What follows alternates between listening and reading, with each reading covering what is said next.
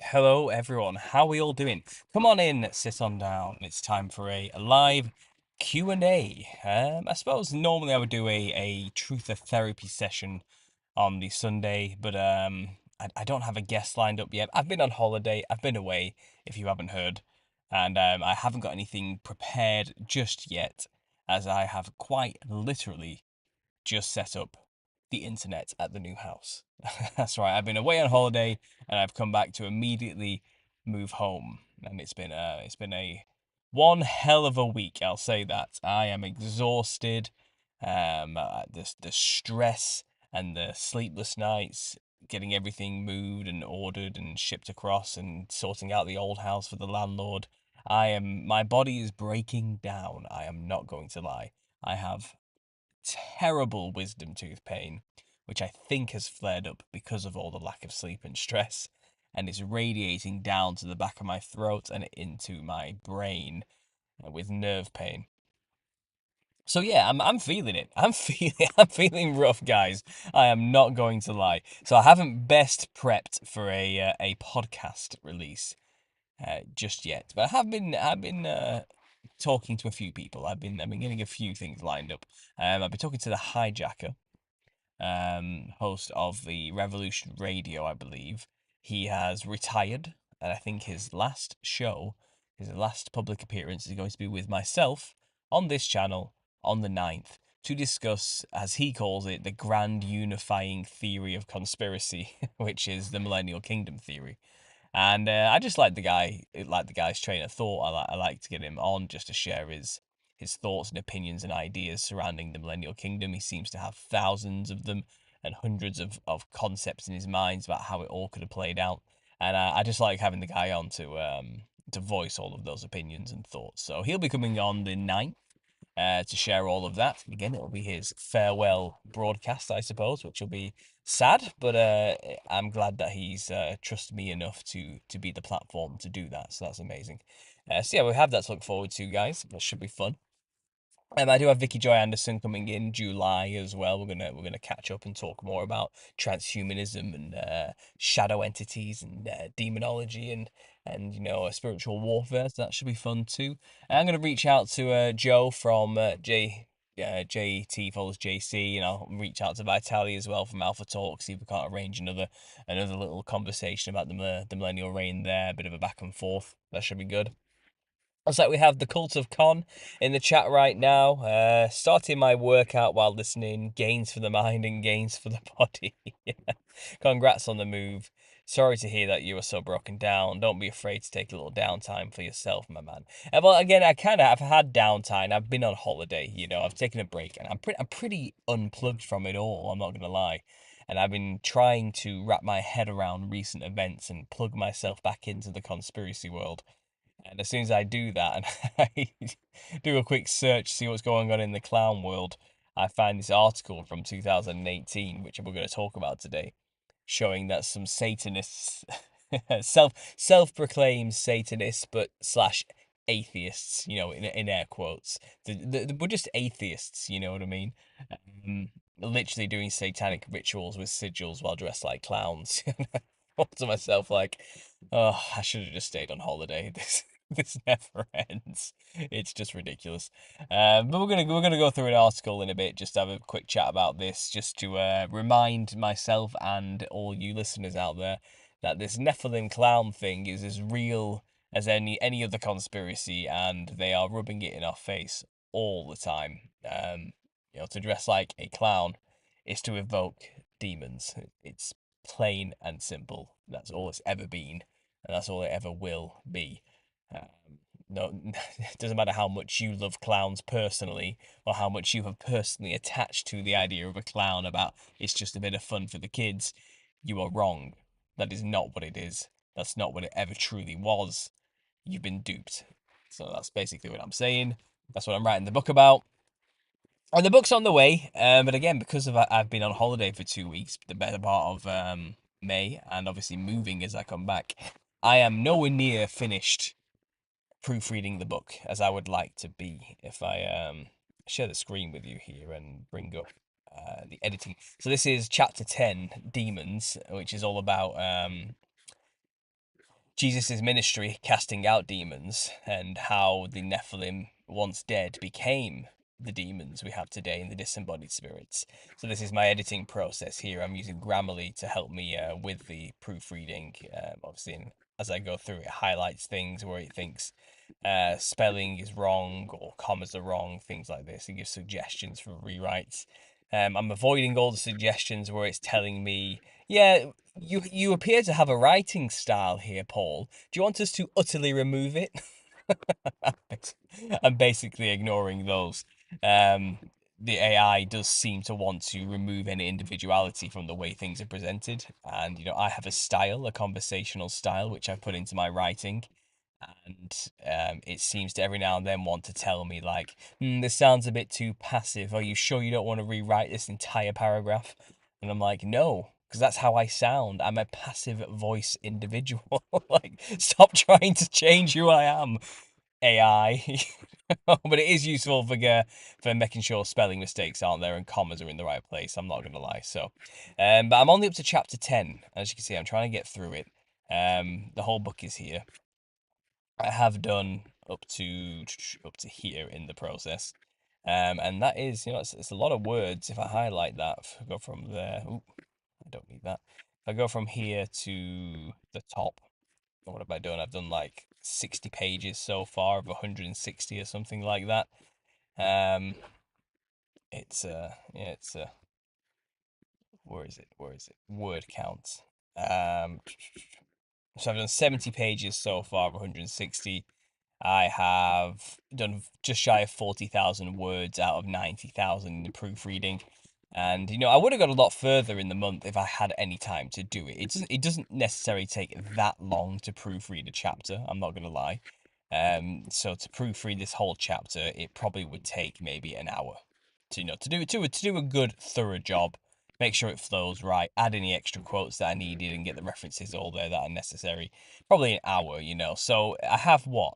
you know, 10 more chapters to go. I have 10 hours technically worth of editing to get through, something like that. Some chapters are longer than others. I mean, this one's only 4 pages, but I know if I go to, let's see, the origin of the clown, I think that's 1, 2, 3, 4, 5, 6, 7, 8, 9, 10, 11, 12, 13, 14, 15, 16, 17, 18, 19, 20, 21, 22, 23, 4, 5, 6, 7, 8, 9, 30. Yeah, it goes on, as you can see. Most I think I might have skipped over there, but it's about 20 pages just for the origin of the clown alone. Then obviously you go on to secret societies and their involvement. That as well is 1, 2, 3, 4, 5. I don't know. It's enough, It's enough pages. So some chapters will take longer than others. That's true, but I do know the back end of the book here, chapters 17, 18, and 19, have kind of been proofread as I was writing them because I had the software then. So they're not going to be not as much is needed, not as much is needed for these. So hopefully it shouldn't be, uh, you know, give and take, give and take. But I should get through this fast enough. What's that? 100 pages left to edit. Now I'm finally settled into the house. I've got some flat pack furniture coming in a few days to set up the office as a place to work as well. I should be getting back on track pretty soon and have the time to get all this done. I would normally have Mondays and Tuesdays, 4 hours every morning, a Monday and Tuesday to myself, to do all these type of things. But obviously I've been missing that as well. So if you're wondering where the book process is, maybe I'm going to have to push the publishing date back to July now just to get this fully boxed off and finished. I do want to give you a quality product. The book cover is practically done. My mod MK Ryan has been given a sneaky preview of that. So that's practically done, and obviously that'll be going into Kindle and being formatted as well. So hopefully, guys, in a month's time, I'll have this thing published. But yeah, if you were wondering where I was in the timeline of that, there's an honest update. There's where I'm up to. I am currently proofreading chapter 10 of 20. So let's see where we get up to. The proofreading process isn't too bad. Like I said, some take longer than others. So it's roughly a month's work to get it all boxed off and done. Um, I was waiting for some legal stuff to clear, which cleared on the 29th. I am now the official trademark owner of the phrase, the Nephilim looked like clowns. Now, I'm not going to go Orwellian about that. It's mainly just to protect my book and my work more than anything. And anyone out there who's looking to, I know it's sad to say, but there are people out there who, how do I put this, are looking to abuse the work for their own personal gains, is the best way I could put that. Um, and I'm just not willing to let that happen. But obviously, people can say the Nephilim look like clowns, and I'm not going to go out there and like sue people over that. That's not what it's all about. But some protections had to put in place. Some nasty stuff happened about a month or two ago, which caused all of this, which I'm not going to go into because it's not worth it. But it prompted me and my wife to look at each other and go, we need to do some protection here. This is getting weird, So it's one of those situations. So yeah, that now that's cleared, I can, when I publish the book, I can put trademark next to the concept or the phrase "the Nephilim look like clowns," um, for reasons which are just too fresh and controversial and upsetting to discuss here on this video. But there you go. That's the way it is. So that's cleared. I was hoping to have the book published at the start of this month. Once that was cleared, but I'm gonna have to push it back maybe a month. Maybe I will get it done sometime in the mid-June if I'm quick enough. If I'm lucky, if I find all the time. Now I'm settled in to get it done. But it is on my list of a long list of things to do as a family man as well. So there you go. Quick book update, guys. So what's going on in the chat? Let me jump back into this. Let me just quickly switch this to here. You don't want to look at this while I'm talking. Let's do a nice slideshow. What shall we do? Shall we do old world architecture, or would that be too confusing? Shall we do the clowns? We'll do the clowns. Okay, we'll do the clowns as the background slideshow. Just let it all roll through while I'm talking to you guys. Right, what's going on? Prayers for you, Paul, says the Red Raven. Oh, thank you. The Little Seasonist. Thanks for being here. Donna Matrix, great to see you. Aspirin, 1 gram. I'm taking ibuprofen and do you call it acetaminophen in America? Paracetamol is what we call it here in the UK. I'm taking some of that too. I should be okay. Hey, con man, our community is a small world. All right, you guys know each other. Excellent. Yeah, I gave the Cult of Con here a shout out at the end of one of my other videos, my other lives. I like his channel, I like his style, I like his voice, I like his delivery. Go and check out his work if you haven't already on his channel, guys. It's easy listening. I enjoy listening to him talk. It's relatable stuff, which I enjoy. Yeah, go check out Connor of the Cult of Con. I believe I got a glimpse of your video earlier, Connor, explaining your title and everything. And I literally got about a minute into it before my life got in the way and I had to put the phone down and be a father and, and the rest of it. But I did catch a quick glimpse that you seem to be explaining yourself to people about why you call yourself the con man and why you have the cult of con. You know what, mate? After years of being in the game, I would say stop explaining yourself, just do your thing. You'll never be able to please everybody. That's pretty much what I've learned. It's sad, and you'll stress yourself out trying to explain yourself all the time. You just do you, okay? And if people like it, they'll stick around. What's going on then? We've got Caroline Marie, thanks for being here. Tim Alexander, thanks for being here. Humble Stranger, always good to see you. Never forget to be grateful for modern dentistry and anesthesia. Yeah, you know what? I am going. This has been really bad, this flare up of my wisdom tooth. It always happens every month or two, long enough for me to forget.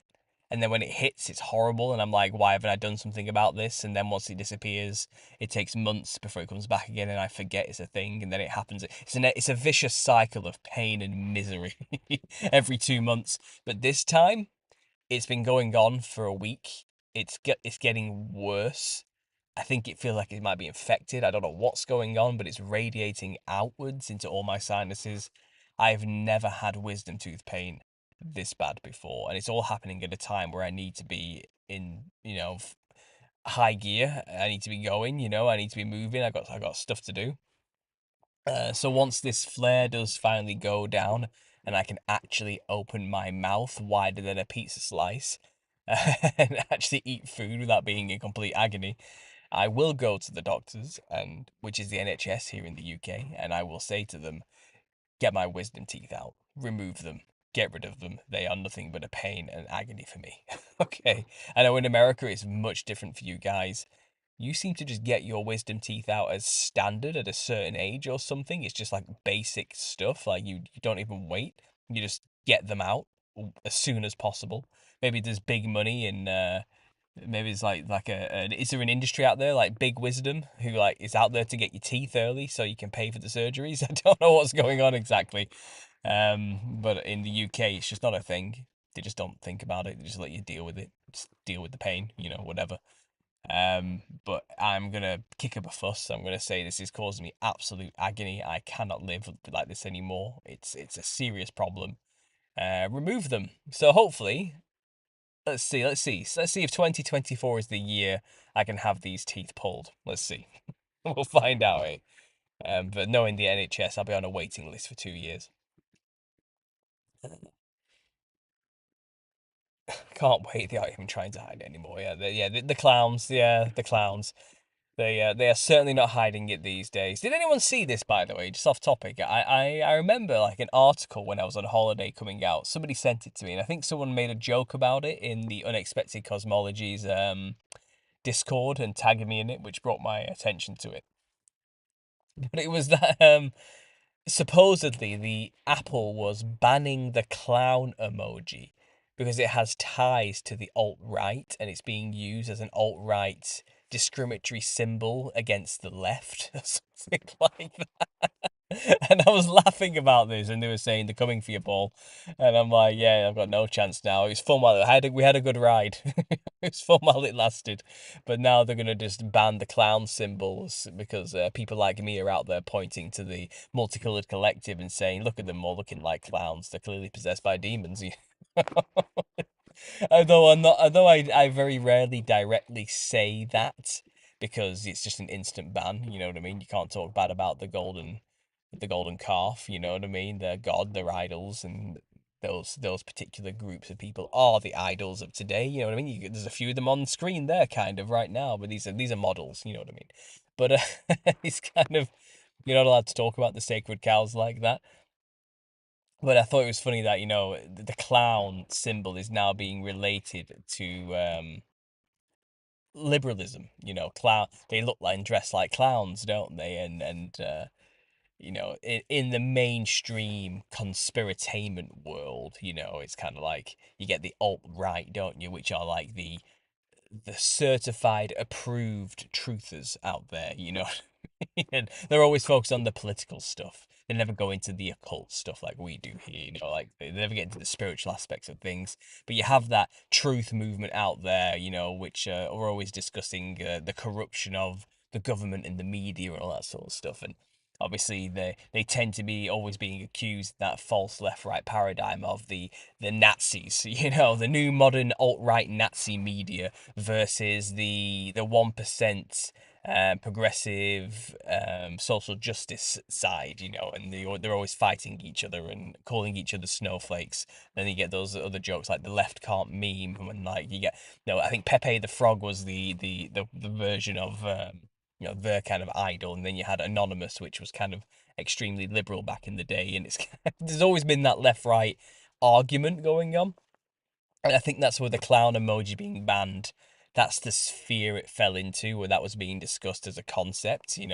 Anyway, it turns out there's another article got posted in the Telegram group, which basically said that's all nonsense and completely made up. Someone just posted a bunch of false images showing they've been banned for using the emoji when really it's just not true. Like Apple is not removing the clown emoji from its selection of emojis. It was all just fake news bunk, made up stuff from the very beginning. It was never going to happen, and the whole it was everyone was just riled up for no reason. And you got to think about it. It's like what a gaslighting event that was. It's like they just said something false to get everybody arguing with each other, you know what I mean, and to once again rally that anger and hatred up towards the far left liberal types who are out there doing all the evil satanic stuff supposedly, you know. And I do wonder, you know, I talk about this a lot on the channel. But I feel like all of that argument just falls into the category of they're purposefully overplaying the ultra liberal communist satanic hand to purposely make the pendulum swing hard the other way. They want people to react to their evil, horrible practices. They're anti-human, anti-life, anti-marriage, anti-community, you know, all the anti-basic normal good stuff is what they always seem to be a part of, you know. And it's kind of like they're doing it on purpose. They're creating these overtly, stupidly evil factions out there to create the reactionary patriot movement or whatever it is, whatever movement that is in your country, you know what I mean? To rise up those anti-liberal types, you know, and I think that's the point. That's what they're doing. They're doing it on purpose. It's like a double bluff. You're not really exposing anything by exposing those people. They're there to be exposed. They want you making media against them. And when they release these little articles, this fake news, shall we call it, where it's like, oh, Apple's going to ban the clown emoji because you know it's a symbol of hate against liberals and all this sort of thing. It's kind of that's just there to make the liberals scream and cry and get angry, and then therefore the reactionary alt-right, shall we call them, or you know, the other side to be like, oh, what the siphoning off free speech and all this type of thing. And it's just, even though that is kind of happening on the surface, by playing the game and getting involved, you're actually just aligning to their script in a way. You're playing a role on their stage. And we need to get out of that. We need to kind of snap out of that game. But obviously, I couldn't resist discussing this clown emoji thing because it's exactly about my work, you know. And the clown emoji, well, fundamentally, you know, the left liberalist types do seem to look a certain way, which you could describe as clownish. There's even a whole subculture called clowncore, where they are quite literally dressing like clowns. And I don't think many conservative types are getting involved in that culture, if you ask me. It's more than likely the ultra liberal, gender bending, blurring the lines between what is and isn't culturally acceptable types. They're the ones who are getting involved with that, you know. So you know, clowns and ultra liberal types are synonymous. You know, they are kind of linked. And I've always begged the question: is that the spirit behind the culture manifesting themselves physically through the vessels they are possessing? Or is the culture dressing in that way, or has been inspired to dress that way for the purpose of opening up more channels to allow more demons? You know, is it the chicken or the egg? You know, is that the situation? What's coming first here? Are they doing it because they're already possessed and they're physically manifesting the demon within? Or is the culture been designed that way so they end up dressing that way so they will be possessed? Or is it just a bit of this and a bit of that? Who knows? But I just thought I'd bring up the clown emoji thing. Has anybody else noticed that one? Has that come up for anybody else? Let me know what you think of that one. I'm gonna go back to the chat now and see what's going on. Uh, Hello from Brazil, says Patricia. Thanks for being here. I appreciate that. Brooke says, I've caught a live Q&A. Awesome. Sorry about your tooth, Paul, and good luck with your new place. Thanks for all you have done for me and many others. Strangely, I was just watching the Cult of Con. All right, excellent. No, I'm glad Connor's got a bit more extra traction. It's always happy to see smaller channels get the attention they deserve, because it's hard to start a YouTube channel, you know. It's not easy. I've been doing this for like 11 years, 10 years. 10 and a bit years now. Was it April? I think April 2014 it was started. So yeah, 10 years. And it's only just picked up in the past year or two. You know, when I first came back, where I actually got the traction, where it became what it is. But for no, for many many years, well, at least, I think it was 4 years before I got kicked off of YouTube and by my workplace and had to take a break. But I think in those 4 years, I was just slogging through and doing my thing, and growth is slow. You know, it's very slow, and you just got to do you until eventually people will gravitate towards you, and your audience comes, and something does finally, you kind of catch a break, you know, in a way, and you get lucky. A lot of it does just come down to pure luck, like, and I networked and did the best I could, and again, you know, things grow relatively organically over time, but it's to get a YouTube channel to actually be successful, people say things like, "Oh, you know, it's consistency. You got to post every so often, for the algorithm to recognize you and push your videos. You've got to be consistent. You know, you can't skip a day. You know, if you post every Wednesday and Sunday, you've got to post every Wednesday and Sunday. And if you miss it, then you're in trouble. You know, and the algorithm will lose you. You'll slip through the cracks. All this type of stuff. And there is something to be said for all of that. You know, you can game the system in the sense of post regularly, keep the content consistent, make sure your thumbnails are good, you know, make sure the title's right, get all the proper search engine optimization going on, you know what I mean? Use all the right words. You can do all that to the end of time, and your channel may still never get picked up. The videos will get pushed out to few people and then drop very quickly.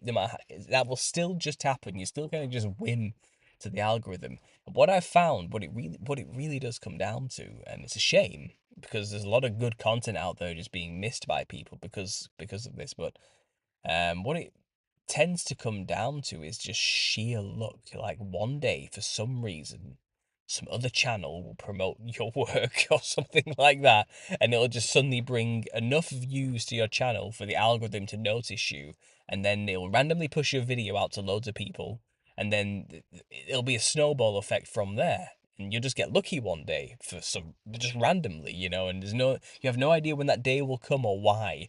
It just does. And one thing I will say does help is to have extremely catchy quality content on a very niche subject that other people just aren't doing, and that's hard. I got lucky that I was blessed by God to discover this Nephilim clown thing and to be kind of given the reins to grow with it, you know, and I did, and I uncovered the information and presented it, and obviously no one else was doing it, so in a way that kind of put me in a niche, and I was already in a very obscure niche called conspiracy culture. So that was niche enough as it was. But now I have this other weird subtopic genre niche of the clown thing within the conspiracy culture already, and that in a way has carved out a little piece for myself, which has helped me gain subscribers. And obviously the Millennial Kingdom topic, which I in October last year decided to give my 2 cents on has also snowballed a little bit, and it was just a that was just a situation of it turns out I didn't realize this, but it was a hot button topic at the time, and people were craving information on it, and no one else had talked about it in a while apparently, and that means my video suddenly blew up, and that brought a lot more traction as well. So if you're out there thinking of being a content creator yourself, you know, be ready for an uphill battle. It's tough, you know, and there's no rhyme or reason.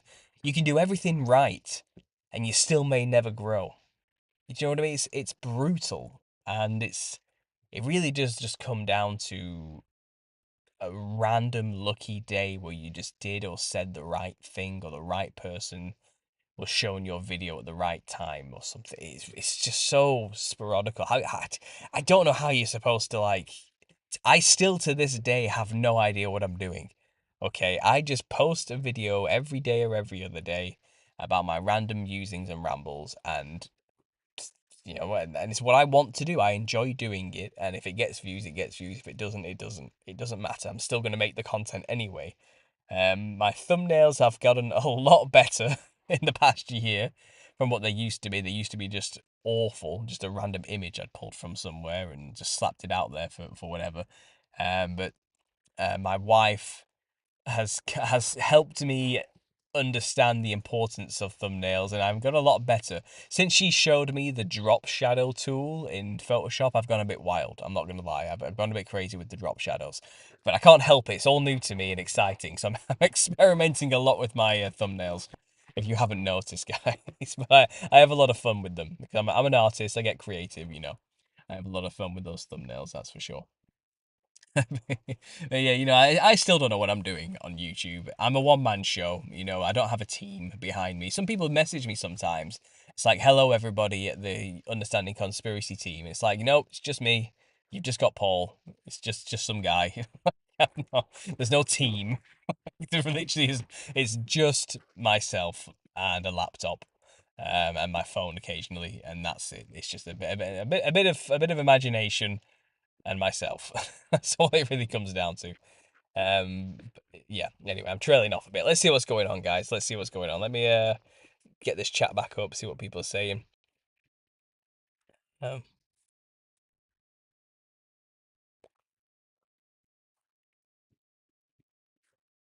no clowns. They're scary. They are scary, Kanga. I know. I know. I forget. I think I'm desensitized to it all now. I'm kind of, but it's not all clowns on these videos. You see, you got the cookery on the screen right now, the Bulgarian tradition of the wild man. The wild man being the original inspiration for Harlequin, which later got taken over by the clown in the comedial arts movement, who originally looked something like this, as Pedrolino.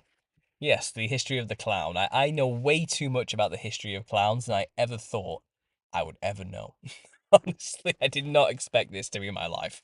I really did not. I did not think I would be publishing a book called The Nephilim Look Like Clowns. I did not think I would ever own the trademark to the words Nephilim and clowns combined in that odd way. I did not foresee any of this, okay? This was not my plan. God has a plan for us, and things don't always work out the way we think is best, eh? Uh, This is a great insight into the creative process. I too am working on a book, and it's great to see how your process is going. Thanks for the reminder. Yeah, yeah, the book thing. Yeah, the creative. It's hard writing a book as well. Maybe I'll make a separate video someday, just explaining the process of writing a book and what I've learnt, because it's a new experience for me, and I've learnt a lot.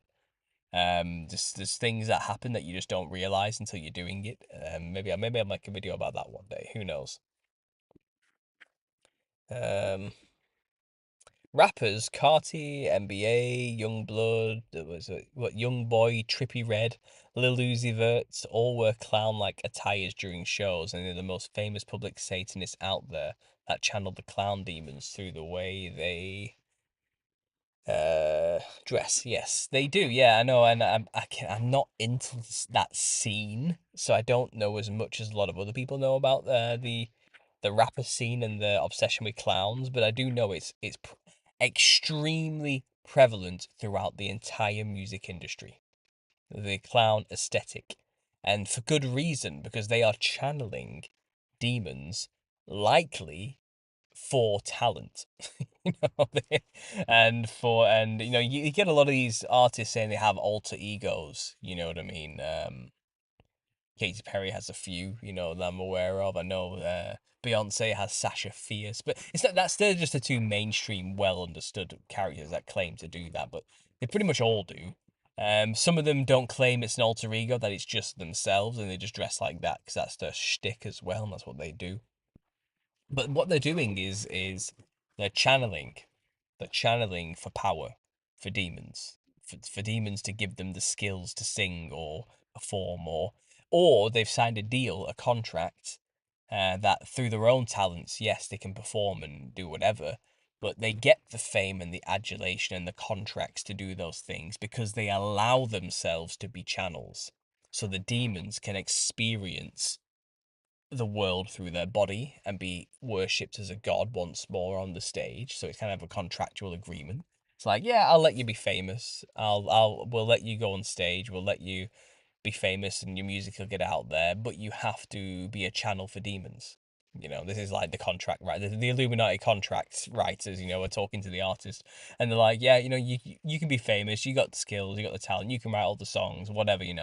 But you're gonna have to be a channel for the demons. Like they need their fill. They need, and you might have to do some stuff for them. Like you have to take the right drugs or drink the right things so they can experience that.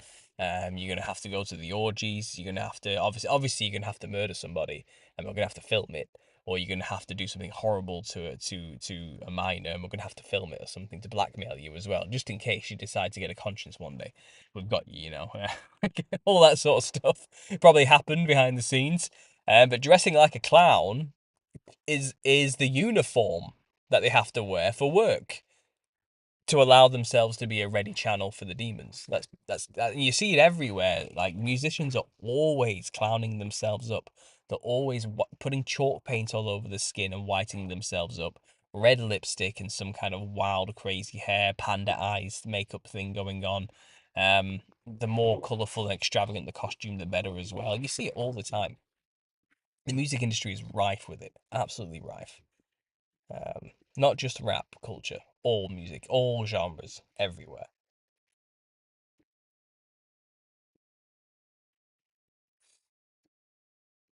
Uh, that's a smart choice, Paul says Chris. I don't even know what that choice was. Hopefully, removing the wisdom teeth. I've just watched 3 vids so far, but it looks like I'm going to fly through them as I did when I found Paul's back catalogue talking about Cults of Con there. Yeah, considering how much you're exposing, it was a matter of time. Yeah. I'd love to hear the whole backstory of the Nephilim look like clowns theory you developed and how potential plagiarists and copyright violators giving you grief. You're a busy man with valuable time. Thanks for the advice, my man. Yeah. It's not really a story I want to tell. I don't want to shine any unnecessary light on the people involved with this. It's not worth it. I'm not looking to give anybody clout unnecessarily. Um, it's just not worth it, and they're quite litigious people as well. I don't want to give them any fuel for the unjust fire, even though if they even did try in any way, shape, or form to sue me, they wouldn't have a leg to stand on and would lose instantly because I have all the evidence to prove that I am what I say I am, and I literally did come up with the idea, and it's kind of, but they want to claim that they did, and it's just stupid. It's really stupid. I didn't think this topic would cause this, but what do you know? The vultures circled no matter what. But I didn't back. I stood my ground, and I've legally protected myself. Let's put it that way. Um, that's all I can really say on the matter. Um, I'll be praying for your health, Paul. Excellent. Um, use a clove for pain. This seriously works. I'll give it a go. I'll give it a go. G Moore, thanks for letting me know. Wendy, thanks for being here. Pineal Wasteland says, I got very sick from mold about 15 years ago and stopped eating sugar and bread. Haven't been to the dentist since. Yeah, well, I'll admit, I've eaten a lot more sugar and bread than I usually do over the past month because I've been on vacation. So I need to go back to the fast. Absolutely. I think it's all just, I think it's the jet lag. A holiday is exhausting in its own right. Traveling by plane for 9 hours is exhausting as well, and then moving house and painting and decorating and building furniture and hiring a van and transporting things back and forth and fighting to get your deposit back, and then it just getting fixing new appliances for the new house and wiring up your own oven and just all sorts of stuff is kind of, it all starts to pile up eventually. It's one problem after another when you're moving house that you've got to kind of power through. And then all the while in the back of my mind, it's like I've got this channel, I've not posted videos in days. I need to keep it consistent. What am I doing? I'm losing it. I don't have time to record a video. I better do it while I'm driving and transporting some stuff to the old house. And it's this constant pressure. It's been one hell of a month, and I'm finally able to just sit down and do a live show with you guys. This is it. I'm finally capable of doing this. It's been it's just been impossible. And I know for you guys, You just think, oh, this is just some guy on YouTube. It's not a big deal if he doesn't make videos. But you don't. I'm a self-employed artist, and I believe in what I do. I'm passionate about my work. I love what I do. But this is work. This is how I feed my family. YouTube revenue is a big part of it. I make money doing this, which pays the bills just about, and just about puts food on the table. And then obviously I've got my patron supporters on top of that, and then there's book pre-orders and the sales I'm hopefully about to get as well. So this is work for me as well. So when I have this period where I'm on holiday, and then I'm also moving house, and I'm fully tied up in all of that. I I I can't help it. I'm a man with a family, and in the back of my mind, I'm worrying. I'm worrying about time and money, and I don't think I'll ever not be able to do that, unfortunately. So it's kind of like it's just the stresses of life. I'm sure anyone who's self-employed understands. Time is quite literally money for us. Like when you're not working, you're losing money. That's how it feels. There's no backup. There's no, I don't have I'm self-employed. It's all on me. I don't have like, if I come, I can't to go and take sick pay, and go off for 2 weeks and have a government sick pay or something. I can't. There's no backup income or anything like that. It's all solely on myself, and what I choose to do and what I put in is what I get out. So there's always that there. Just a bit of an insight to Paul's life. what it's like being a self-employed content creator and author. It's just I guess I'm an artist is what I would class myself, to summarize it all quickly. Should I call myself an entertainer, or would my detractors out there then start saying, see, he's not real, he's just an actor? And it's like, no, I love doing this. I believe in everything I'm talking about. But if I was to put it down on a official document for the government for tax purposes, what do I define myself as? Author? Content creator? Entertainer? I can't put conspiracy theorist down. Can you imagine how that would look? How do I justify that to the tax man as a legitimate job? I don't know. What do I do? Anyway, I'm trailing off there. Just some random thoughts about business I have to deal with on a regular basis. Let's keep going. Let's keep scrolling down. Let's catch up with the chat, and then we'll get into this article about the clowns, shall we? And then we'll see what you guys have to say. Uh, Zach Fair, thanks for being here. An abscess can get serious quickly, horribly painful too. Yeah, I don't know if it's got to that. I don't know what's going on, but I am seriously on the verge of going to the doctors tomorrow just to see, just to get it checked.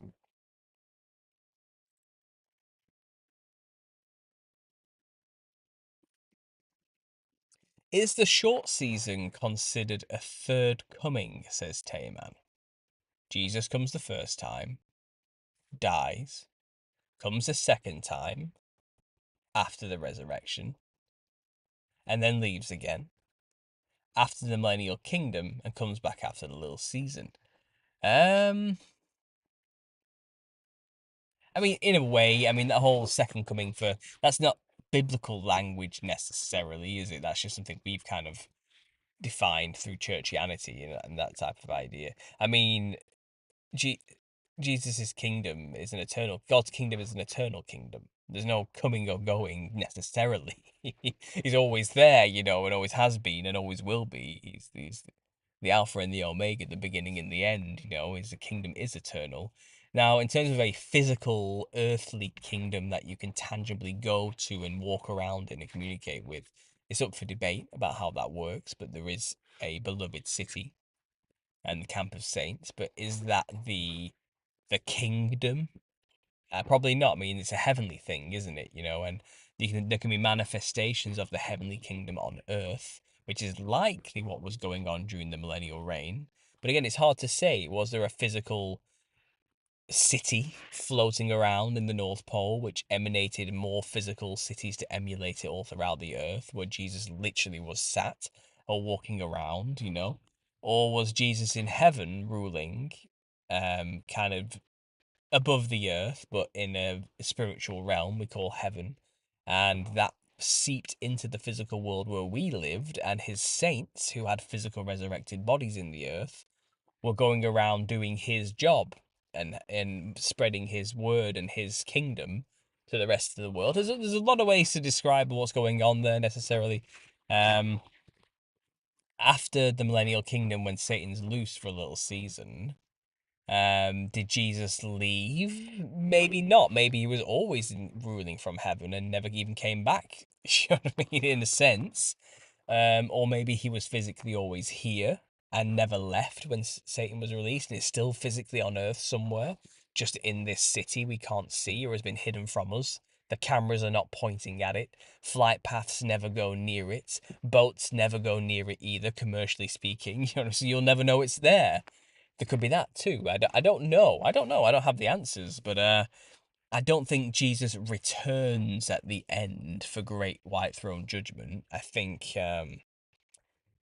it's like in a twinkling of an eye, in an instant, at the end of all time, when it happens, when the end of the script is over, when Gog and Magog has surrounded the camp of saints and makes war with it, fire just comes down, over for everybody. Snap, you're all in front of the great white throne for judgment at the end of time. You know, and then the heavens and earth are renewed.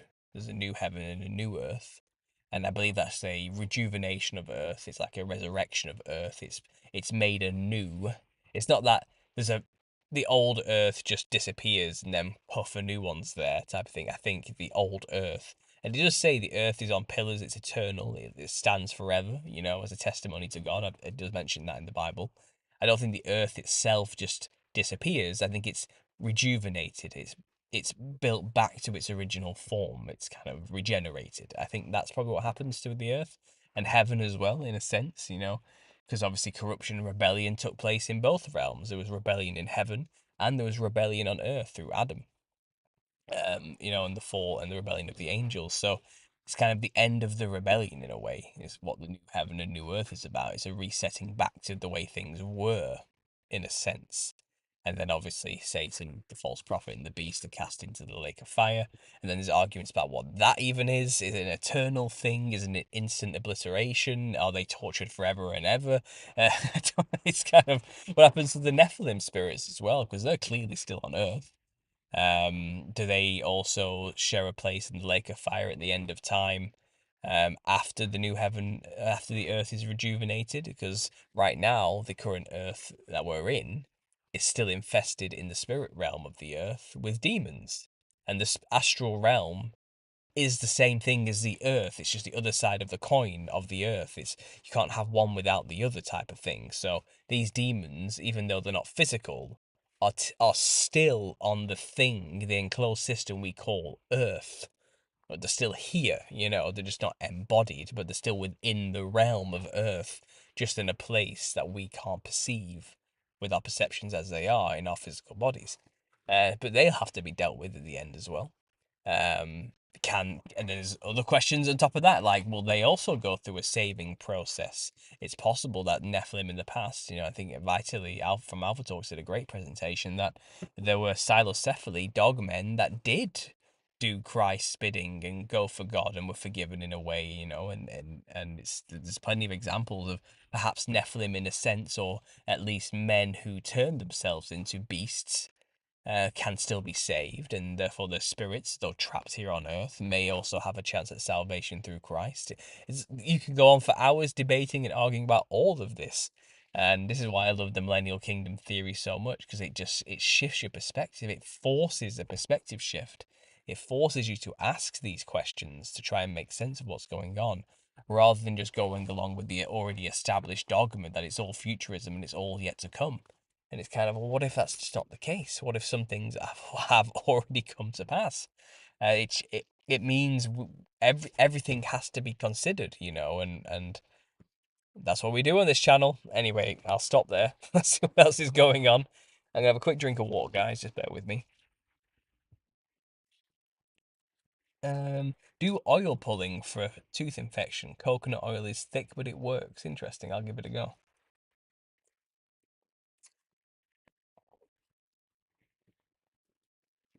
Someone at work asked me if I believe in ghosts, and I just launch into the Nephilim. Says Ian James. Yeah, I am way past the ghost stuff. I'm sure you understand, Ian. Absolutely. Um, Clowns are demons imitating humans, says Vexy Worlds. No, no, that's not what it is. Um, it's not that people who dress like clowns are actually demons putting on makeup to look more human. That's not what's going on there. No, that's not what I mean at all. Um, no. A clown, as we know it in the West, is a specifically crafted symbol or costume which is modeled after the way demons actually looked when they had physical bodies, and they were known as the Nephilim. Does that make sense? So the ancient giants of the past, the Nephilim, had features which we today would describe as clownish. And the clown costume, which was created in the early 1800s and developed into what it is today, was created and modeled after demons or giants or monsters of the ancient past. More specifically, as I've shown through my research, the Rakshasa demons, which are on the screen right now, coincidentally. I did not plan this, but what you see on the screen right now is the Kalasungsang demon of Bali, which is modeled after the Indian Rakshasa demon. This is where you get clown costumes from. In the 1800s, they copied this design and put it onto the Western theatre stage in London. But this is where the clown costume comes from. It's modelled after the way demons looked. The Nephilim specifically looked, which is, half dragon, half human, basically. Hope that clears up the theory a bit more. So when you see people walking around in clown costumes today, that's not secretly a demon trying to look human. That's not what's going on. Okay. That is a human dressed in a costume, which will means they will now channel demons more readily because they are dressing like something that represents a spiritual concept, a spiritual being. And all these other ancestor spirit worship cultures around the world know that if you dress like something, you channel the thing from the spirit realm. They are ritualistic costumes used for the purpose of channeling spirits. And when we dress this way in the West, through our version, which we call a clown costume, we are doing the same thing whether you know it or not. You are channeling something spiritual, something from the other realm. You are wearing the skin of a demon, basically. And as a result, you'll end up channeling that entity from the spirit realm. Or you are opening yourself up to be a more ready channel for the thing in the spirit realm. This on the screen right now, that is a clown, yes? Wrong. That is an ancient depiction of a Wand Gina, okay? A Kimberley region, Western Australian specific demon, okay? Now, they don't call them demons, they call them sacred rain gods, offspring of the rainbow serpents. But that is the offspring of the fallen angels, the seraphim fiery flying serpents. These are the half human, half snake dragon hybrids, and this is what they looked like. This is how they're depicted on the rock art in the Kimberley region of Australia for the Aboriginals. These are sacred creator gods of their culture, but they are just referring to Nephilim. They just think their culture's unique and special, but really, everywhere, every continent, every culture has the version of this, has been impacted by this. And to many different levels. Obviously, were they venerated? Some more. It may have been that they weren't venerated at all in some cultures, but feared. But make no mistake, that's where it all comes from. And this is the AI representation of what an absolute mess it may have looked like back then. But here's a different culture showing. You can see every culture has an echo through their makeup and clothing and artworks and their traditions of Nephilim features, because they all witnessed something. Every culture witnessed something specific, which they have tried to emulate throughout history through their clothing. And the Western clown has kind of borrowed a lot of these features from different cultures and amalgamated it into a caricature costume, which we call a clown costume, but it has nothing to do with fun or revelry or entertaining the kids. Truly, it's just our version of these costumes worn by other cultures around the earth who also channel demons and wear these costumes purposefully for that purpose. It's just it's an occult symbol in the West. The occultists know this and they use it as a tool. The general profane masses think it's a fun costume to entertain children at birthday parties. They don't. The most people haven't got a clue to the power and purpose of this costume. They haven't. They haven't. Not even the foggiest idea of what it really is. They're so ignorant and blind that they think wearing a clown costume is just something fun and silly and means nothing, when actually it means so much more. It means a lot. Okay, it's very dangerous actually, very dangerous. And people don't dress like this in other cultures lightly. They know when they put on the white face paint and the red lipstick, they're doing something sacred. They're doing something that has spiritual implications. Okay, it's not a joke to them. To us in the West, it's been trivialized to the point where we're incredibly ignorant to just how dangerous it actually is. You know, very, very dangerous for us, and we're being played big time. And like I said, these rappers we mentioned earlier, these artists who all seem to dress like clowns for some reason, they know what they're doing. They know how powerful and serious it is to dress that way, and they use it as a tool for power. Absolutely, just like these other cultures. So there you go. I don't want. Sorry, I know I went on a bit. I just don't want people to be mistaken about what my work actually is really all about. Um, and I know there is a lot of confusion out there when they first hear it, what I'm actually talking about. And maybe that's my fault. Maybe I should have been more clear with the title. I never told my boss about my channel. They would probably get rid of me too, but it's fine. There's always something that needs to be cleaned. Yeah. I'm glad you were able to move past the place and become a creator you are today. Well, thanks, Goldscan. I appreciate that. This is truth. Then there's a shadow banning for truly sensitive topics. Yeah, there is. Let me just check something. Has this video already been demonetized? Usually I get demonetized if I say the wrong word halfway through the stream. They usually instantly ban me. Let me just check if this has happened to this stream. Am I already am I already in the red zone? Um I can't get back off this for some reason. Let's just back up. No, they haven't demonetized me yet. That's good. Let me just refresh this page to make sure that's actually the case, though, because you can't trust these people. You have no idea.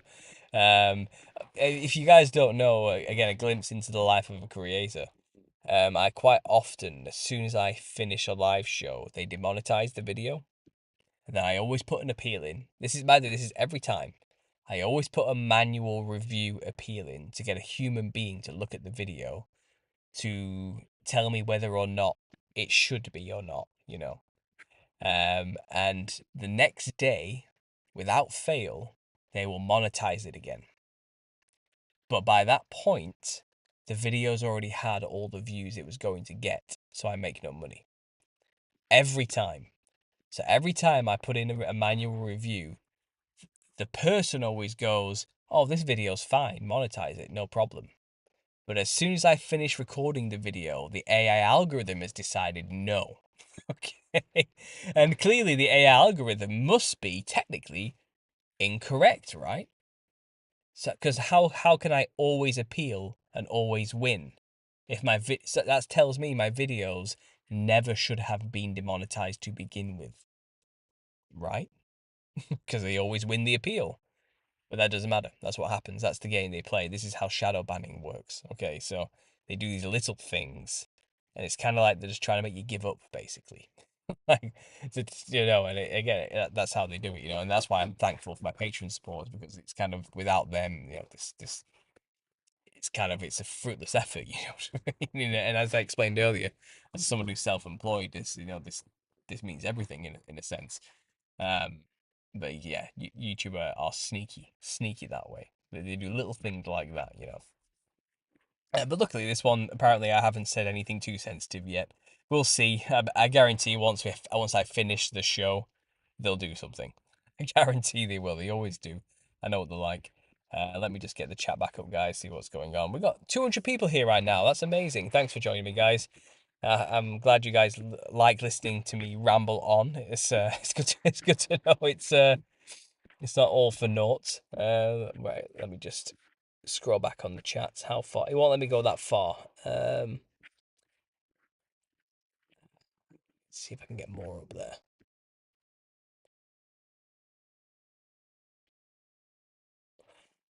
Jenny Simon, I'm a Heyoka, not by choice. RH O negative. Always been an old soul and see whether I like it or not. I'm also just off the cuff, smart, witty, funny, and can be dark. Do things backwards, reverse psychology, says Jenny Simon. Well, Jenny, I'm also an O negative. Does that make I'm RH negative, does that naturally make me a Heyoka empath too? Just because I'm empathetic and perhaps, in a way connected spiritually more so than others, if that's true. If naturally being O negative means that's true about myself. I would say I'm a strong Christian with a strong faith in God and Jesus Christ, so I guess I am a spiritual person. I've always been in tune with spiritual things. I've had brushes with the spirit realm and demons. I know it's all real. So does that make me a Heyoka? Or is that a title you're giving to yourself due to cultural specific things?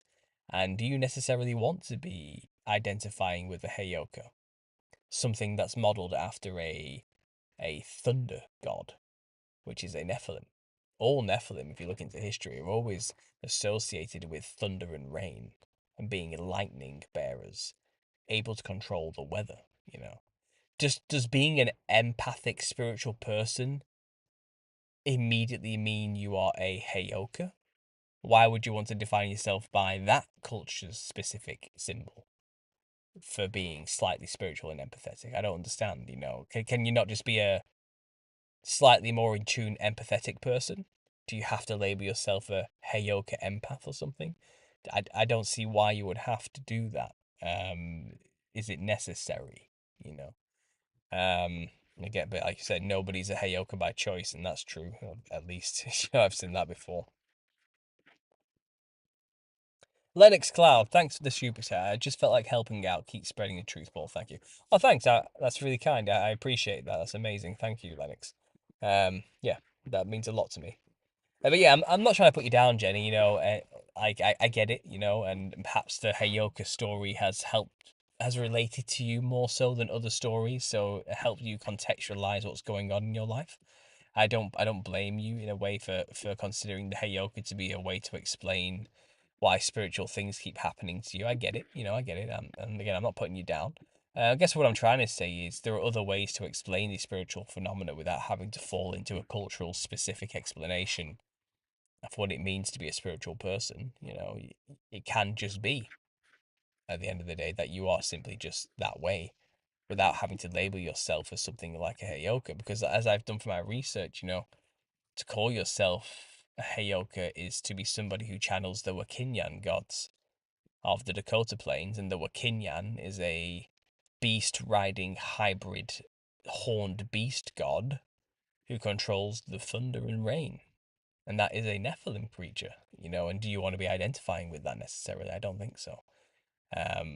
You can be an empath for God at the end of the day. You can be a true empath and spiritually connected person and still know Jesus. And I would always recommend that over identifying with being something that channels the Wakinyan.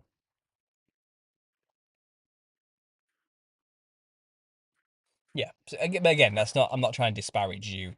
That message isn't just for you. It's for many other people out there who also identify with those things. I've met a few. I've met a few. Um,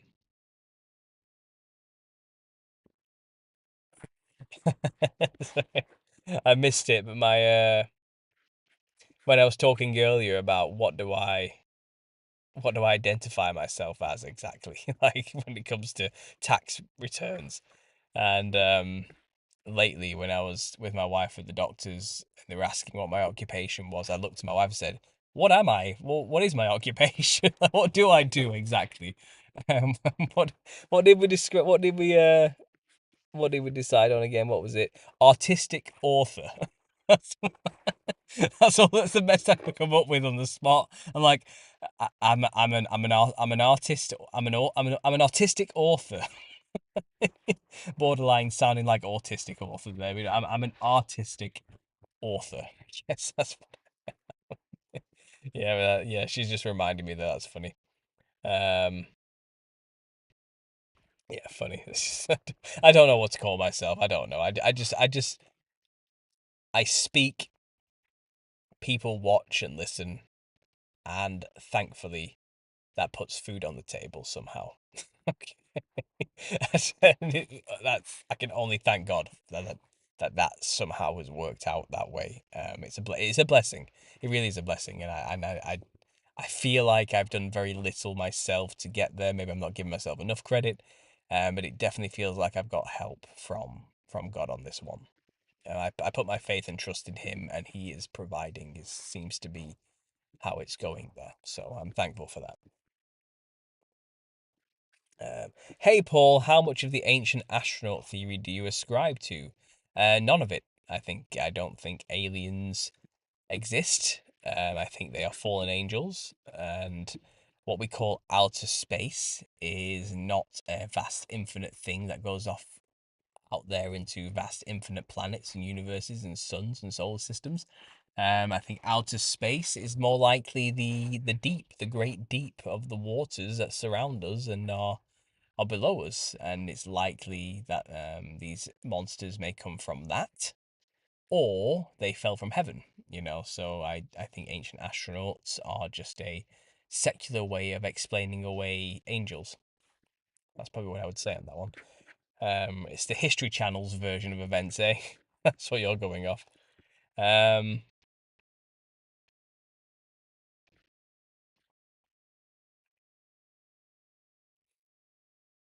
I finally understand why I hated clowns all my life. Not even a phobia or anything.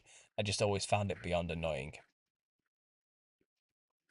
Right, guys. I can't respond to all the things everyone's saying. Unfortunately, I'm lagging behind here, and there's too many comments for me to respond to. So I'm going to jump ahead now, and I'm going to share the screen with you guys, and I'm going to share this article I found, which I just thought was fascinating, and it was so odd how I came across this.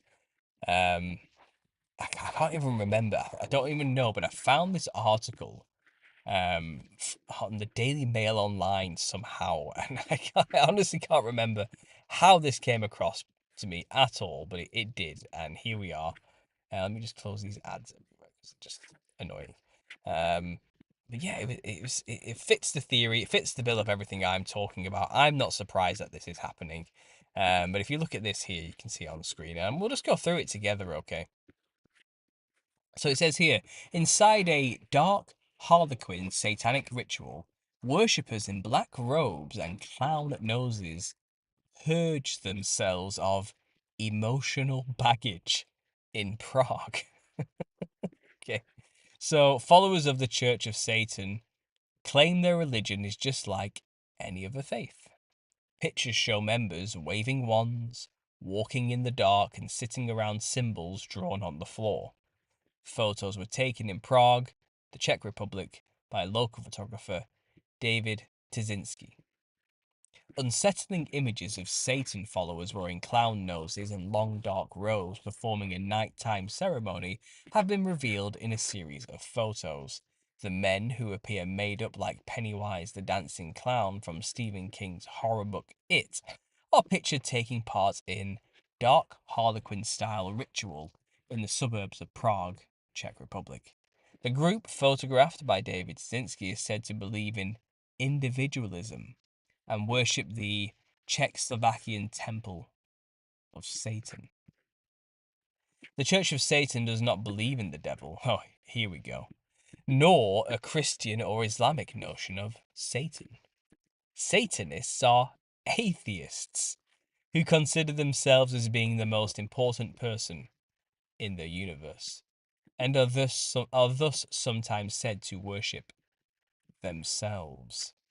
They do not perform sacrifices, but can take part in ritual practices to purge themselves of unwanted emotional baggage that might be hindering a daily pursuit of joy in life, according to the church. Yeah, so doing this, sitting in a satanic sigil imbued uh circle with candles and a chalice here with God knows what in it. Okay. While dressed like clowns in robes in a dark room, chanting horrible things and reading out of old tomes. This is classic atheist behavior. I can't walk into anywhere without seeing atheists just doing this all the time, right? And all these people who don't believe in God or religion, they're just constantly doing these satanic rituals dressed like clowns, aren't they? This is typical atheist behavior. This is what you see in the universities in every science class. This is what's going on, guys. This is I hate this stupid gaslighty thing they always say. It's like, oh, we don't really believe in the devil. We're just atheists who worship ourselves. How is doing any of this worshipping yourself? Does this look like self-worship to you? Or does this look like adulation and veneration and an attempt to communicate with something else outside of themselves? I think the latter is more believable. But yeah, these guys have leaned into the hat man wearing red nose, white skin, typical aesthetic veneration makeup to get further connections with the spirit realm and communicate with demons. That's what they're really doing. But to the public, they describe it as, oh, we're just atheists. Yeah, we're just doing these silly little rituals to symbolically purge ourselves of negative energy, man. That's all we're doing. Yeah, right. There's better ways to purge yourself of negative energy. Why don't you go for a run or something? Like, you can go just walk around in the forest and touch some grass, that might make you feel a bit better, make you calm you down a little bit, There are other ways to feel a bit better and get rid of all the bad thoughts than, I don't know, chanting around a circle full of satanic sigils and dressing like clowns. There's other ways, there's easier ways, they're liars, they're just liars, and they're trying to make us, they're trying to, like, make out like it's gaslighting at its finest.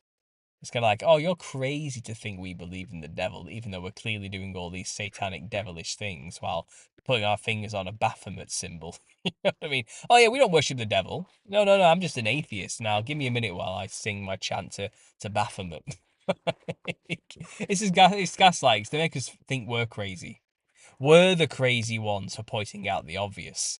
You know what I mean? That's what this is all about. Anyway, Tizinski, 28, was invited into the house on the edge of Prague to document the group who have been practicing satanic and hoodoo rituals for the past 25 years. Hoodoo rituals, they mean voodoo rituals.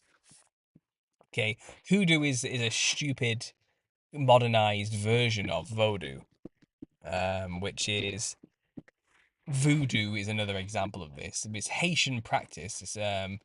It's satanic worship basically that emanates from Africa.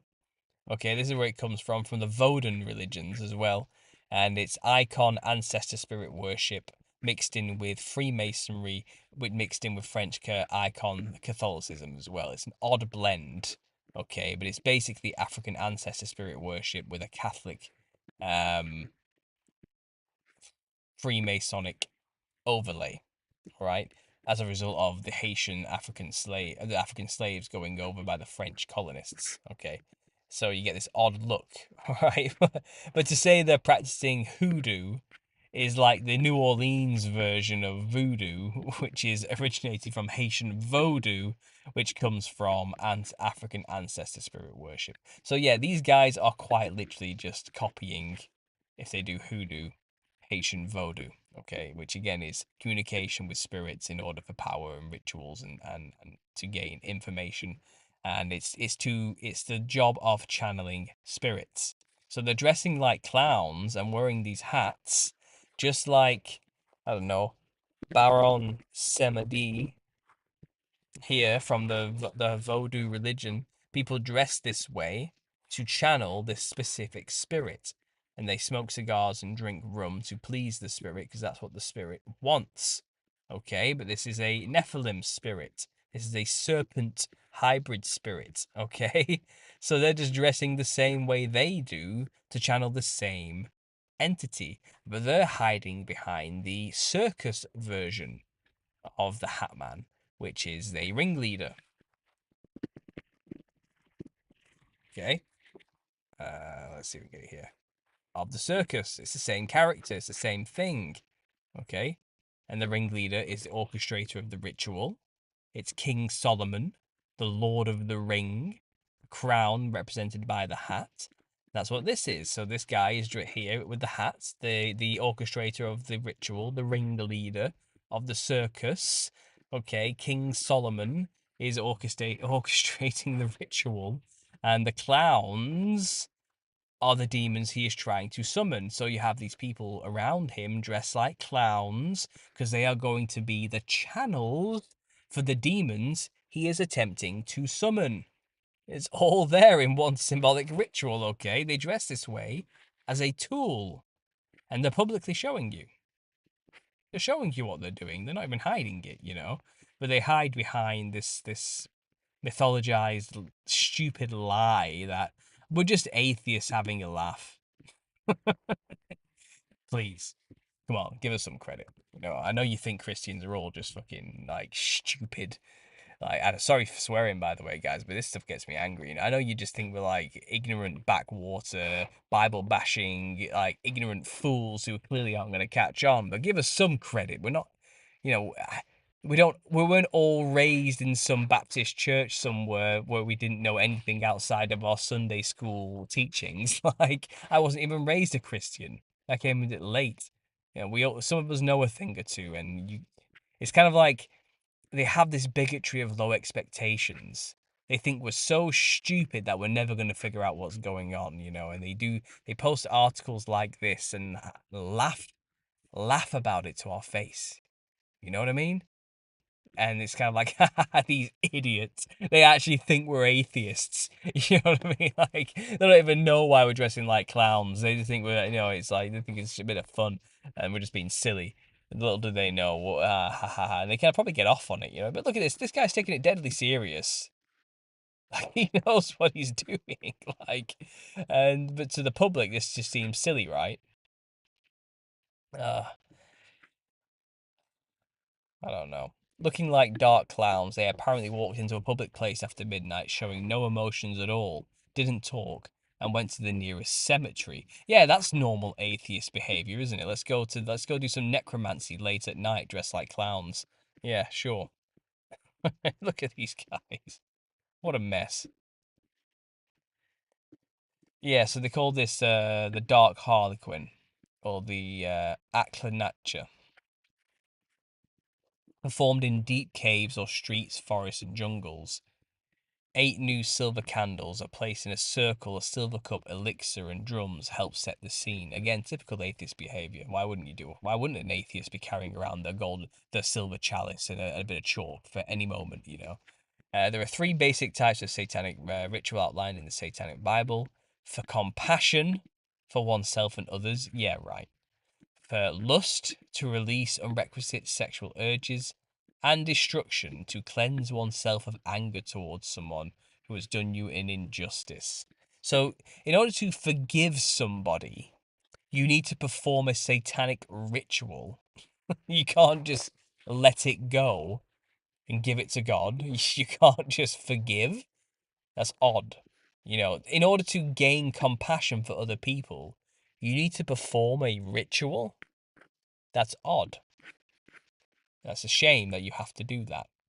And the fact that you are so riddled with lusts and sexual urges and desires that are so all encompassing in your mind that you need to do a ritual to alleviate yourself of those feelings and thoughts. Again, that's sad.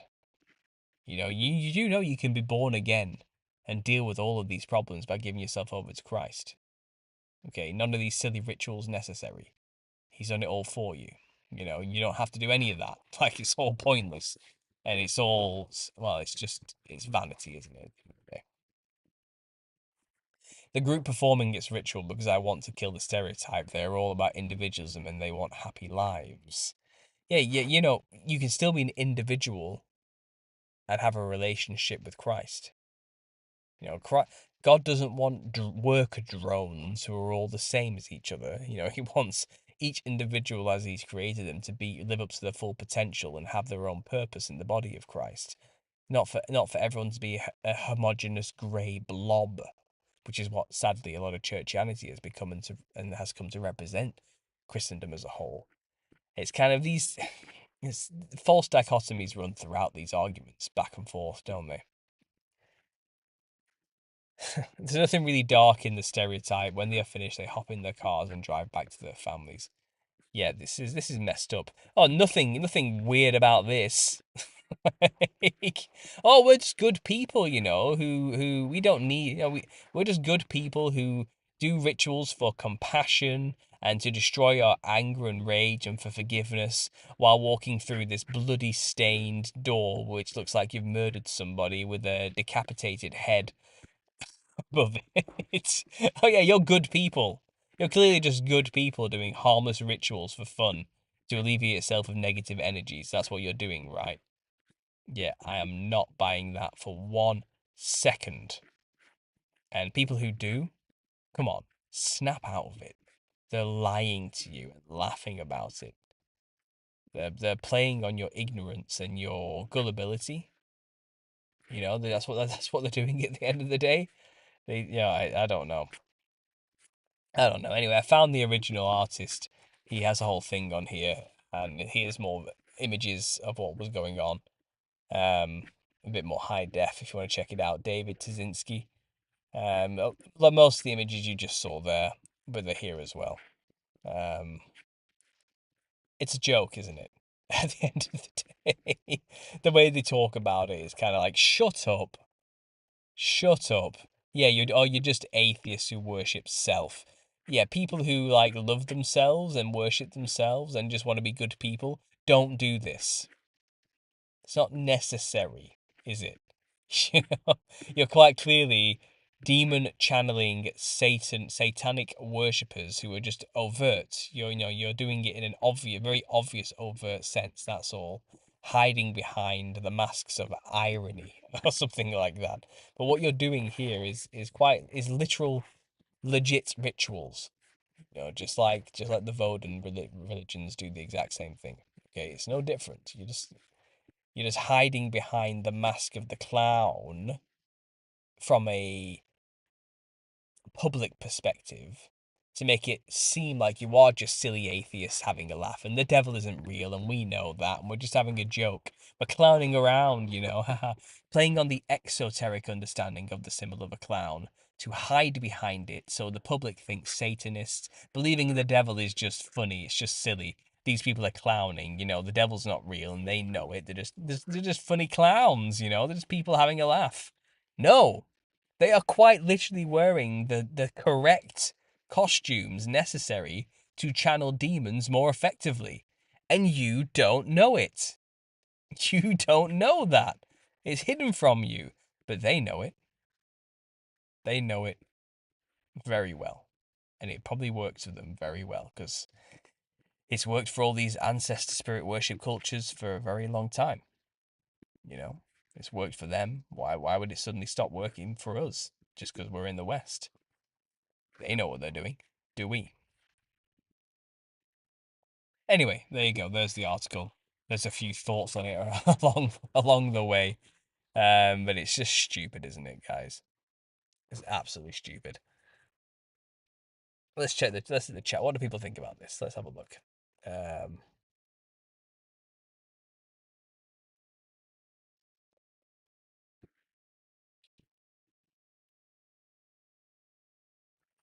Sorry, guys. I'm trying to catch up to the chat. A lot of things have been said since.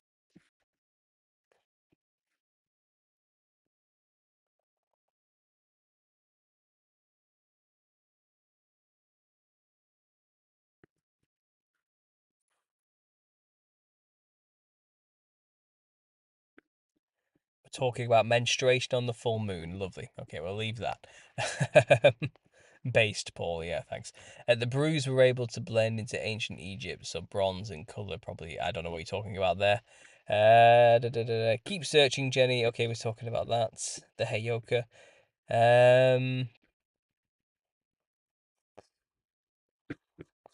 Sorry, guys. The chat's jumping all over the place for me right now. You don't see this, but it loads and then jumps a big chunk of things, and I can lose my spot. Um,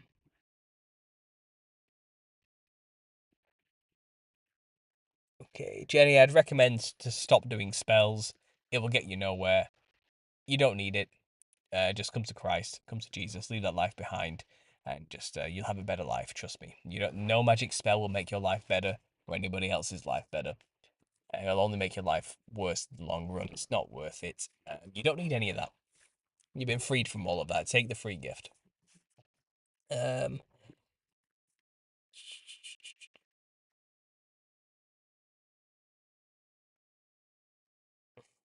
some of the people in here are not followers of Christ. Channel Maker is not addressing this at all, says Adam. I mean, sorry, I can't force every single person who listens to me and is in my chat to follow Christ. Like, I can't. How am I supposed to police that type of thing? It's like, and besides, I want anybody of every belief to get in. I'm not bothered if you believe in Christ or not in my chat section. Like, I can't force you to make a belief system. All I can do is represent as best I can, and maybe I can inspire people to want to get to know Christ better, but I can't just kick people out of chat because they don't believe in Christ publicly. I mean, what the hell, man? Would you want me to be some kind of censorious dictator? That's ridiculous. Come on, come on. Um,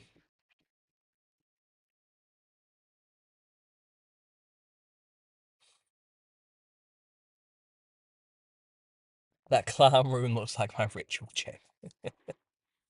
You can't gatekeep a YouTube channel, Adam. Exactly, says things we should know. That's true. That's true.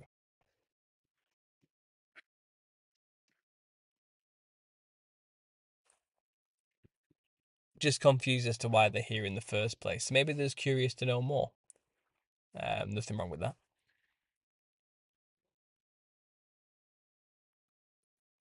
Anyway, that's enough for the Discord. Let's see what else people are saying.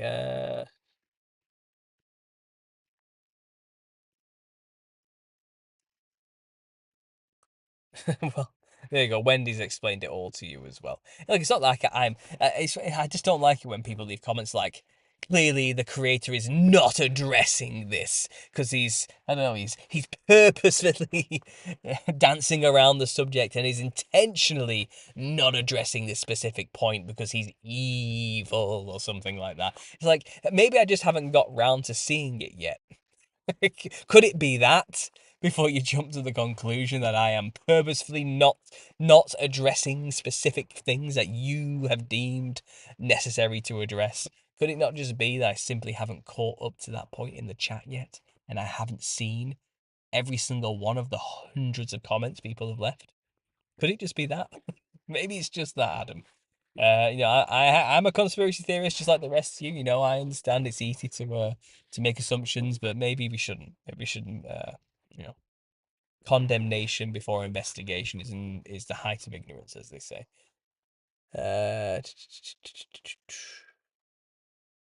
Uh, the top hat of the most illustrious master of masonry, or whatever they call it. The illustrious master of... Yeah, it's the worshipful grand master gets to wear the top hat in a Freemason lodge. That's correct. Because they do the same thing. The top hat made Frosty come alive, says Lonesome Loser. You're right, it did, didn't it? It was the hat that did it. Yeah, seriously, that's a good one. Uh,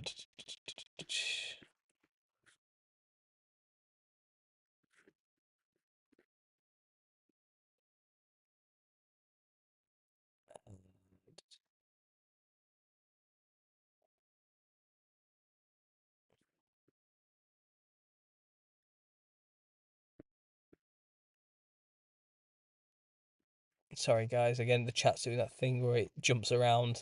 I'm sorry for the awkward start. I'm trying to make sense of the chat, but I don't know. I've lost all chronological order. I don't know what's going on anymore. What are we on to? What are we on time wise? An hour and a half. That's a decent amount of time for a comeback. If anyone has any last minute questions, ask them now, and I'll try and get to them as best I can. Like I said, guys. In the meantime, I have been writing the book, doing the best I can with that. And I'll share the screen if you haven't already. With editing process, as I was explaining earlier at the start of the video, I'm currently in the middle of proofreading chapter 10.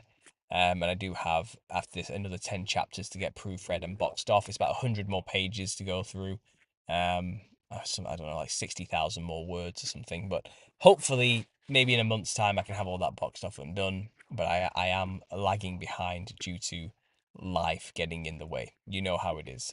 But there we go. But yeah, guys, if you have any more questions, please just let me know in the chat now, and I'll try and address them.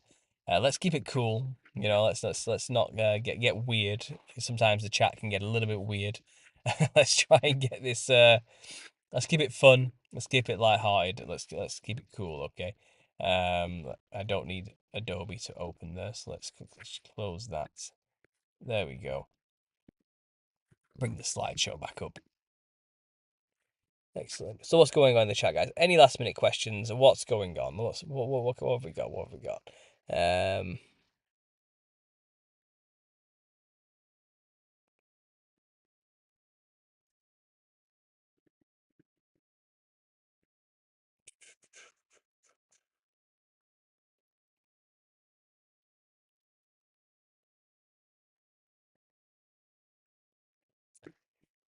Talking about head removal, spinal. Okay, whatever.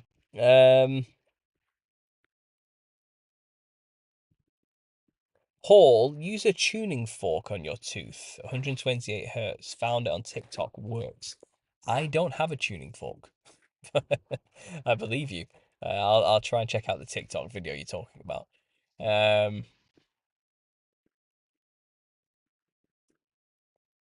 All right, yeah, the chat's completely derailed. You guys aren't even listening to me anymore. You're just going on about whatever the hell you got on about. Whatever. maybe it's time to shut this down before it gets too out of hand, guys. But no, thanks for listening today. I really appreciate you listening to my rambles.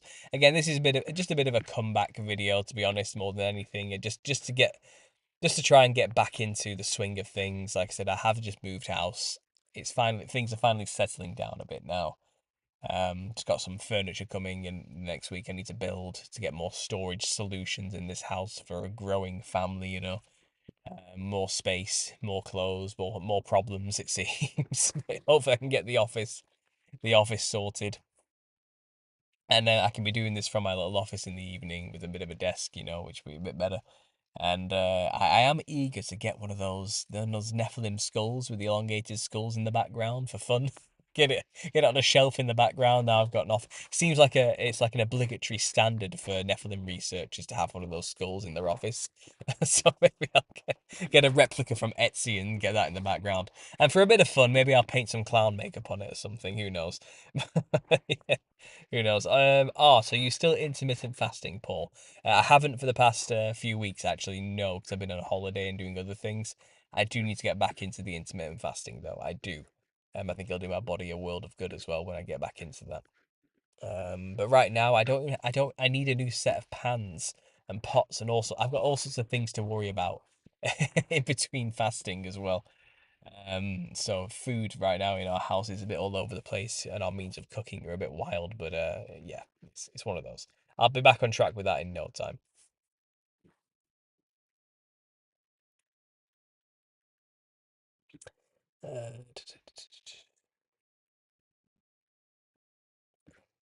Yeah, chat's derailed. I'm done, guys. I'm gonna leave. I'm gonna leave it there. If you like what I do, consider becoming a Patreon member. $5 a month will get you access to a plethora of extra videos, behind the scenes content, and some updates about the book and snippets here and there as well. I'll be posting more things on there more regularly. I have just put a video up on there recently, which you can go and check out as well, which isn't on YouTube. Bit of audio, bit of fun. But yeah, after show talks with guests often go on there as well. So go check that out if you haven't already. The minimum threshold is only $5 a month, and that gets you access to everything. If you haven't already, you can support the book by going to GoFundMe. Any donation at all will get your name mentioned in the book as a special thank you. But all pre-orders are now closed. If you did pre-order your copy of The Nephilim Look Like Clowns with your £100 donation or more, please make sure to give me your shipping address details to understandingconspiracy@gmail.com. And if you haven't already, please tell me your preference. Do you want Volume 1 sending to you, which will be published in the next month, signed by myself and shipped to you by myself? Or would you like to wait for another year or so for both Volume 1s and 2 combined into one book, signed and sent to you by myself? So you got two choices, guys. If you donated £100 or more, you can either have the first book I'm about to publish, Volume 1, signed and sent to you, or you can wait for the combined book of Volume 1 and 2, the finished version, in a year's time, signed and sent to you. Let me know if you haven't already. I think there's about 13 people left who still need to send me their shipping address and choice. Please email me at understandingconspiracy@gmail.com with that information. It is in the description down below. If you can't remember that email, you can just copy and paste it from the description, guys. But again, there we go. MK Ryan, shoot, I'm a few minutes late. Can I start over? Well, luckily you can by clicking the pullback button at the bottom and starting the stream from fresh. But I am out of here, guys. Take it easy. I'll be back with more videos throughout the week, and obviously I'll be doing another live show. I got guests coming in. I'm trying to get back into the swing of things. But thanks for listening, guys, and as always, God bless.